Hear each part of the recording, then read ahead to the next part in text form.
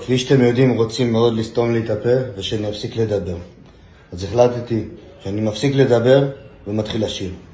בשם האומנות מותר הכל, אז אני אומן מעכשיו.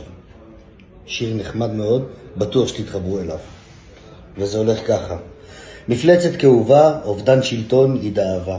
למדינה נשבע אמונים, אך לראשי האזרחים הצמיד קנים.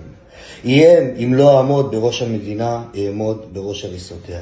אותו אהוד שלא אהוד, אותו ברק, שיניו חרק, ולשורות האויב מיד דרק. קצין מעוטר, אך מנהיג שפוטר, העם את דברו אמר.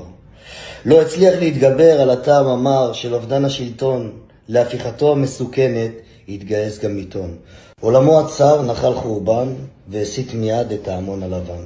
אותו המון בעל הממון, שכועס על חוטבי העצים שכבר לא מרצים, לא הולכים על ביצים, לא קופים על עצים, למעגל האליטות פתאום הם פורצים. תפקידים בכירים גם הם רוצים. לא עובדים כבר שקרים כמו האדם הנאור, כאילו טהור, ועילת הסבירות לכאורה כלי שיפוט, אך מטרתה הזדונית היא דמוקרטיה כפות. האליטה משקרת שיש פה דמוקרטיה, אז איך הזכויות שלנו נתקעו בבירוקרטיה? אהוד ברק הוא יצור נעלה, ולנתיניו לא אכפת שאותנו מפלה. בקיצור, איזו מדינה מיוחדת במינה, אבל איזה באסה שגם הפרקליטות לא אמינה.